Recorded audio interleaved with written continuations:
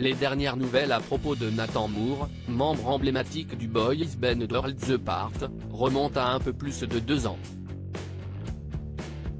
Alors qu'il essayait de revenir sur le devant de la scène après des années de galère, l'artiste avait finalement vu ses plans de comeback être balayés par l'arrivée du Covid-19.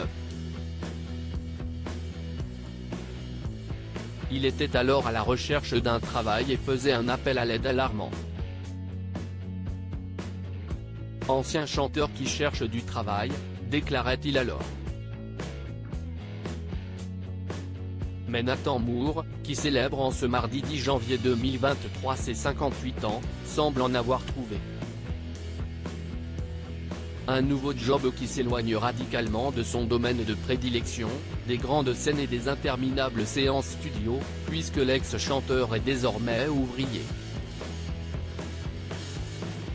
Un quotidien nouveau pour lui, qu'il n'hésite pas à partager sur son compte Instagram où il est suivi par un peu plus de 5000 abonnés, voir notre diaporama. Une nouvelle qui, contrairement aux apparences, est relativement positive. Après être totalement retombé dans l'anonymat, le chanteur a connu une véritable descente aux enfers après la gloire des années 1990. Père de famille, il s'est marié avec Donna Fischer à Majorque en septembre 2007 et a eu un enfant nommé Nico avec elle, et doit donc subvenir à leurs besoins. Une réalité que le chanteur a fini par embrasser puisqu'il déclarait il y a 3 ans à nos confrères de Téléstar que quand le phénomène a perdu de son ampleur, ça a été dur. On a eu des difficultés financières.